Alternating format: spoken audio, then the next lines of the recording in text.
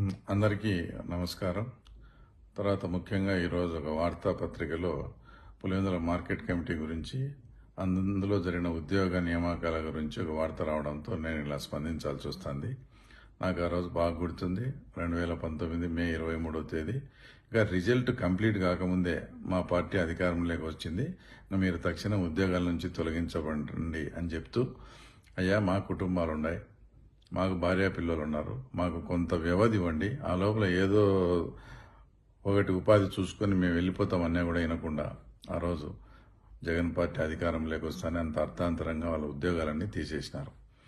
ఇప్పుడు వాళ్ళు మళ్ళీ తెలుగుదేశం పార్టీ అధికారంలోకి వచ్చింది కదా, ఆ రోజు మాకు తీసేసిన ఉద్యోగాలు ఏమన్నా మాకు ఇప్పించగలరా అని మా నాయకులను సంప్రదిస్తే వాళ్ళు దాంట్లో సాధ్యాసాధ్యాల గురించి దాంట్లో ఏదన్నా ఉందని వాళ్ళు ప్రయత్నం చేయడం జరుగుతోంది.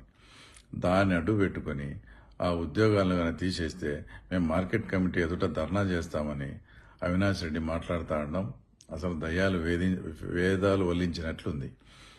జగన్మోహన్ రెడ్డి పార్టీ అధికారంలోకి వస్తానే 888లో మీరు ఎంతమంది ఉద్యోగాలను తీసేసినారు, గండి దేవస్థానంలో ఉండే ఎన్ని పోస్టులను తీసేసినారు, జేఎన్టీలో ఉండేటి, తర్వాత కస్తూరిబా స్కూల్స్, బీసీ హాస్టల్లో అనేకమైనటువంటి వందలాది మందిని ఉద్యోగాల నుంచి తీసేసి వాళ్ళ కాపురాల్లో చిచ్చు పెట్టి తర్వాత వాళ్ళ కుటుంబాలను ఇబ్బంది పెట్టడం తర్వాత మీరు మర్చిపోవడం చాలా దారుణమైన విషయం.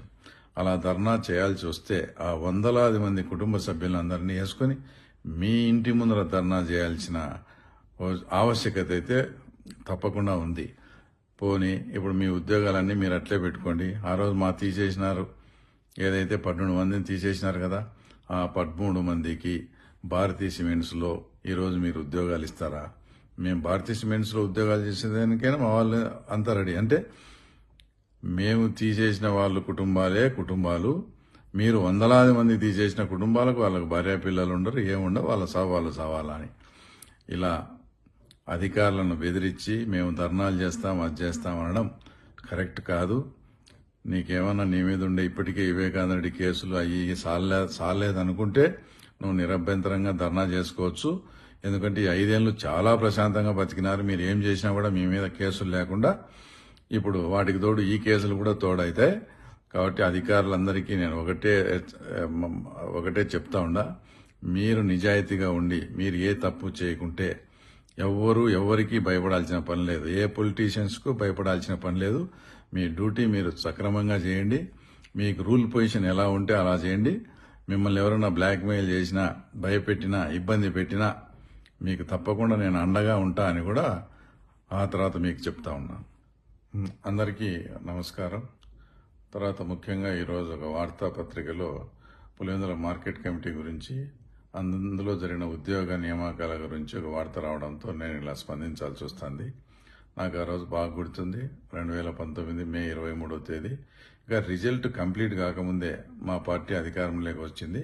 మీరు తక్షణం ఉద్యోగాల నుంచి తొలగించబడండి అని చెప్తూ, అయ్యా మా కుటుంబాలు ఉన్నాయి, మాకు భార్య పిల్లలు ఉన్నారు, మాకు కొంత వ్యవధి ఇవ్వండి, ఆ లోపల ఏదో ఒకటి ఉపాధి చూసుకొని మేము వెళ్ళిపోతామన్నా కూడా వినకుండా ఆ రోజు జగన్ పార్టీ అధికారంలోకి వస్తానే అంత అర్థాంతరంగా వాళ్ళ ఉద్యోగాలన్నీ తీసేసినారు.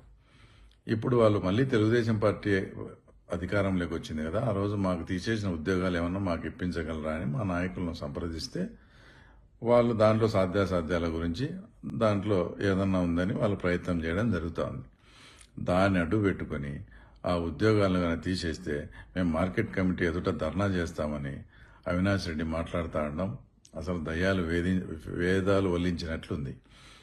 జగన్మోహన్ రెడ్డి పార్టీ అధికారంలోకి వస్తానే 888లో మీరు ఎంతమంది ఉద్యోగాలను తీసేసినారు, గండి దేవస్థానంలో ఉండే ఎన్ని పోస్టులను తీసేసినారు, జేఎన్టీలో ఉండేటి, తర్వాత కస్తూరిబా స్కూల్స్, బీసీ హాస్టల్లో అనేకమైనటువంటి వందలాది మందిని ఉద్యోగాల నుంచి తీసేసి వాళ్ళ కాపురాల్లో చిచ్చు పెట్టి తర్వాత వాళ్ళ కుటుంబాలను ఇబ్బంది పెట్టడం తర్వాత మీరు మర్చిపోవడం చాలా దారుణమైన విషయం. అలా ధర్నా చేయాల్సి వస్తే ఆ వందలాది మంది కుటుంబ సభ్యులందరినీ వేసుకొని మీ ఇంటి ముందర ధర్నా చేయాల్సిన ఆవశ్యకత అయితే తప్పకుండా ఉంది.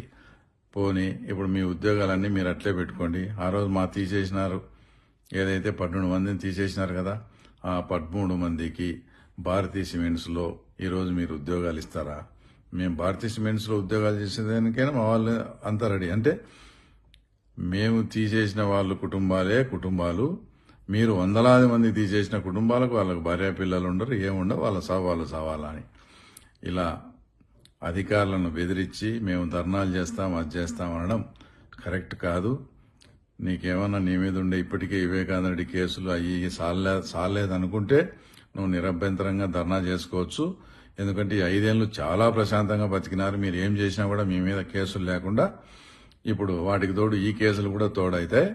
కాబట్టి అధికారులందరికీ నేను ఒకటే చెప్తా ఉండా, మీరు నిజాయితీగా ఉండి మీరు ఏ తప్పు చేయకుంటే ఎవరికి భయపడాల్సిన పని లేదు, ఏ పొలిటీషియన్స్కు భయపడాల్సిన పని లేదు. మీ డ్యూటీ మీరు సక్రమంగా చేయండి. మీకు రూల్ పొజిషన్ ఎలా ఉంటే అలా చేయండి. మిమ్మల్ని ఎవరైనా బ్లాక్మెయిల్ చేసినా, భయపెట్టినా, ఇబ్బంది పెట్టినా మీకు తప్పకుండా నేను అండగా ఉంటా అని కూడా ఆ తర్వాత మీకు చెప్తా ఉన్నా. అందరికీ నమస్కారం.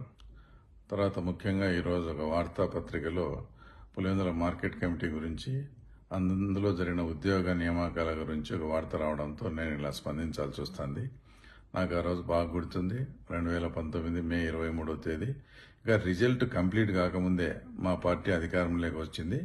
మీరు తక్షణం ఉద్యోగాల నుంచి తొలగించబడండి అని చెప్తూ, అయ్యా మా కుటుంబాలు ఉన్నాయి, మాకు భార్య పిల్లలు ఉన్నారు, మాకు కొంత వ్యవధి ఇవ్వండి, ఆ లోపల ఏదో ఒకటి ఉపాధి చూసుకొని మేము వెళ్ళిపోతామన్నా కూడా వినకుండా ఆ రోజు జగన్ పార్టీ అధికారంలోకి వస్తానే అంత అర్థాంతరంగా వాళ్ళ ఉద్యోగాలన్నీ తీసేసినారు. ఇప్పుడు వాళ్ళు మళ్ళీ తెలుగుదేశం పార్టీ అధికారంలోకి వచ్చింది కదా, ఆ రోజు మాకు తీసేసిన ఉద్యోగాలు ఏమన్నా మాకు ఇప్పించగలరా అని మా నాయకులను సంప్రదిస్తే వాళ్ళు దాంట్లో సాధ్యాసాధ్యాల గురించి దాంట్లో ఏదన్నా ఉందని వాళ్ళు ప్రయత్నం చేయడం జరుగుతూ ఉంది. దాన్ని అడ్డు పెట్టుకుని ఆ ఉద్యోగాలను కనుక తీసేస్తే మేము మార్కెట్ కమిటీ ఎదుట ధర్నా చేస్తామని అవినాష్ రెడ్డి మాట్లాడుతూ ఉండడం అసలు దయ్యాలు వేదాలు వల్లించినట్లుంది. జగన్మోహన్ రెడ్డి పార్టీ అధికారంలోకి వస్తానే 888లో మీరు ఎంతమంది ఉద్యోగాలను తీసేసినారు, గండి దేవస్థానంలో ఉండే ఎన్ని పోస్టులను తీసేసినారు, జేఎన్టీలో ఉండేటి, తర్వాత కస్తూరిబా స్కూల్స్, బీసీ హాస్టల్లో అనేకమైనటువంటి వందలాది మందిని ఉద్యోగాల్లోంచి తీసేసి వాళ్ళ కాపురాల్లో చిచ్చు పెట్టి తర్వాత వాళ్ళ కుటుంబాలను ఇబ్బంది పెట్టడం, తర్వాత మీరు మర్చిపోవడం చాలా దారుణమైన విషయం. అలా ధర్నా చేయాల్సి వస్తే ఆ వందలాది మంది కుటుంబ సభ్యులందరినీ వేసుకుని మీ ఇంటి ముందర ధర్నా చేయాల్సిన ఆవశ్యకత అయితే తప్పకుండా ఉంది. పోనీ ఇప్పుడు మీ ఉద్యోగాలన్నీ మీరు అట్లే పెట్టుకోండి. ఆ రోజు మా తీసేసినారు, ఏదైతే 12 మందిని తీసేసినారు కదా, ఆ 13 మందికి భారతీయ సిమెంట్స్లో ఈరోజు మీరు ఉద్యోగాలు ఇస్తారా? మేము భారతీయ సిమెంట్స్లో ఉద్యోగాలు చేసేదానికైనా మా వాళ్ళు అంతా రెడీ. అంటే మేము తీసేసిన వాళ్ళు కుటుంబాలు, మీరు వందలాది మంది తీసేసిన కుటుంబాలకు వాళ్ళకు భార్య పిల్లలు ఉండరు, ఏముండవు, వాళ్ళ సావు వాళ్ళు సావాలా అని ఇలా అధికారులను బెదిరించి మేము ధర్నాలు చేస్తాం, అది చేస్తాం అనడం కరెక్ట్ కాదు. నీకేమన్నా నీ మీద ఉండే ఇప్పటికే వివేకానంద రెడ్డి కేసులు అయ్యి సాలేదనుకుంటే నువ్వు నిరభ్యంతరంగా ధర్నా చేసుకోవచ్చు. ఎందుకంటే ఈ 5 ఏళ్లు చాలా ప్రశాంతంగా బతికినారు. మీరు ఏం చేసినా కూడా మీ మీద కేసులు లేకుండా ఇప్పుడు వాటికి తోడు ఈ కేసులు కూడా తోడైతాయి. కాబట్టి అధికారులందరికీ నేను ఒకటే చెప్తా ఉండా, మీరు నిజాయితీగా ఉండి మీరు ఏ తప్పు చేయకుంటే ఎవరికి భయపడాల్సిన పని లేదు, ఏ పొలిటీషియన్స్కు భయపడాల్సిన పని లేదు. మీ డ్యూటీ మీరు సక్రమంగా చేయండి. మీకు రూల్ పొజిషన్ ఎలా ఉంటే అలా చేయండి. మిమ్మల్ని ఎవరైనా బ్లాక్మెయిల్ చేసినా, భయపెట్టినా, ఇబ్బంది పెట్టినా మీకు తప్పకుండా నేను అండగా ఉంటా అని కూడా ఆ తర్వాత మీకు చెప్తా ఉన్నా.